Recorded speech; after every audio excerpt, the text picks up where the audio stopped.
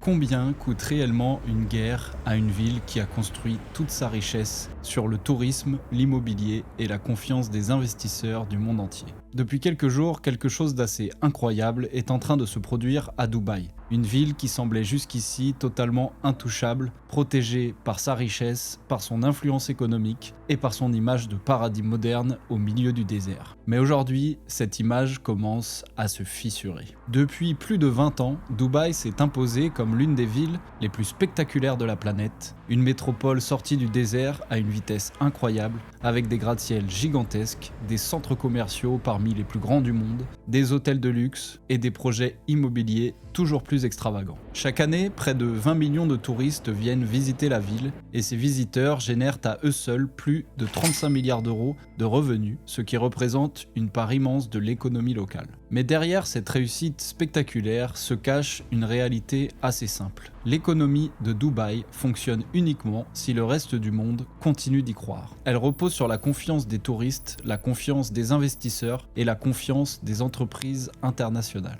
Et c'est justement cette confiance qui commence à vaciller. Tout commence à la fin du mois de février 2026, lorsque la guerre entre l'Iran, les États-Unis et Israël fait brutalement monter les tensions dans tout le Moyen-Orient. Très rapidement, les Émirats arabes unis deviennent une cible. En seulement 2 semaines, plus de 1700 drones et missiles sont lancés depuis l'Iran vers les Émirats, dont la grande majorité est interceptée par les systèmes de défense du pays. Mais certains projectiles réussissent malgré tout à atteindre leur cible. Des fragments de missiles tombent sur des zones urbaines, endommageant des hôtels de luxe, des gratte-ciel et certaines infrastructures proches de l'aéroport international de Dubaï, qui est pourtant l'un des hubs aériens les plus importants du monde. Au total, ces attaques provoquent 6 morts et plus d'une centaine de blessés dans les Émirats arabes unis, dont un mort à Dubaï. Mais le véritable choc ne se mesure pas seulement en dégâts matériels. Il se mesure dans la réaction immédiate de l'économie. Car à Dubaï, lorsque l'image de sécurité disparaît, la première chose qui s'arrête immédiatement, c'est le tourisme. Habituellement, chaque soir, près de 50 000 personnes se rassemblent au pied du Burj Khalifa pour assister au spectacle des fontaines,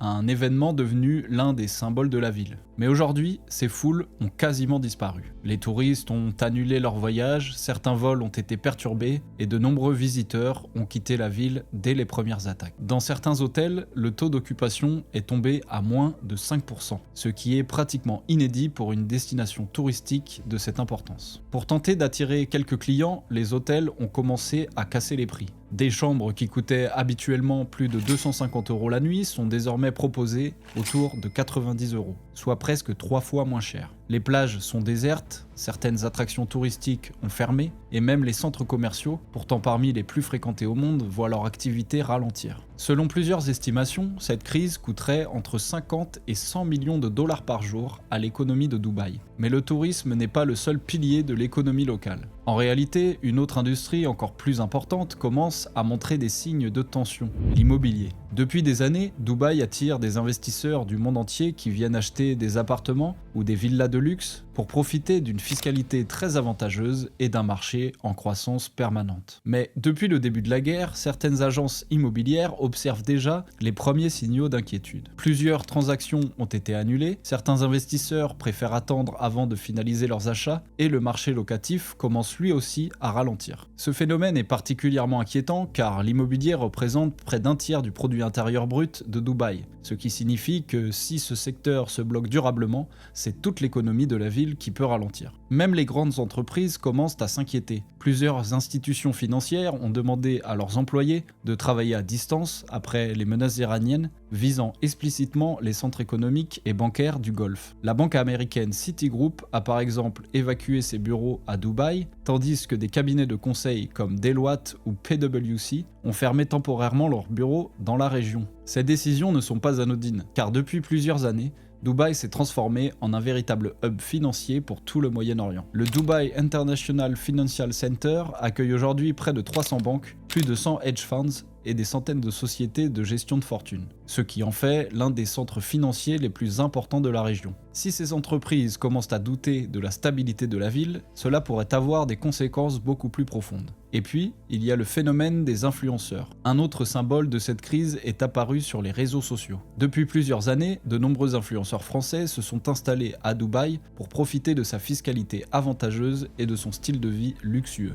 Mais lorsque les premières frappes ont commencé, plusieurs d'entre eux ont publié des vidéos montrant leur inquiétude et leur volonté de quitter la région. Certains ont même demandé à être rapatriés en France, ce qui a déclenché un débat assez vif dans les médias et sur les réseaux sociaux. Pour beaucoup d'observateurs, cette situation illustre parfaitement le paradoxe de Dubaï. Une ville extrêmement attractive lorsque tout va bien, mais qui peut aussi révéler une certaine fragilité lorsque la stabilité de la région est menacée. Dubaï reste aujourd'hui l'une des villes les plus riches et les plus impressionnantes du monde, mais la crise actuelle rappelle une réalité essentielle de l'économie mondiale. Même les économies les plus spectaculaires peuvent être fragilisées lorsqu'elles reposent presque entièrement sur la confiance des investisseurs, des touristes et des entreprises internationales. Si le conflit se calme rapidement, la ville pourrait rebondir comme elle l'a déjà fait après la crise financière de 2008 ou après la pandémie de 2020. Mais si la guerre devait durer plusieurs mois, les touristes, les expatriés et les investisseurs pourraient progressivement se détourner de la ville. Et pour une économie construite sur l'attractivité et la confiance, ce serait un choc majeur. Si cette analyse vous a plu et que vous souhaitez voir d'autres vidéos sur la finance, abonnez-vous à notre compte.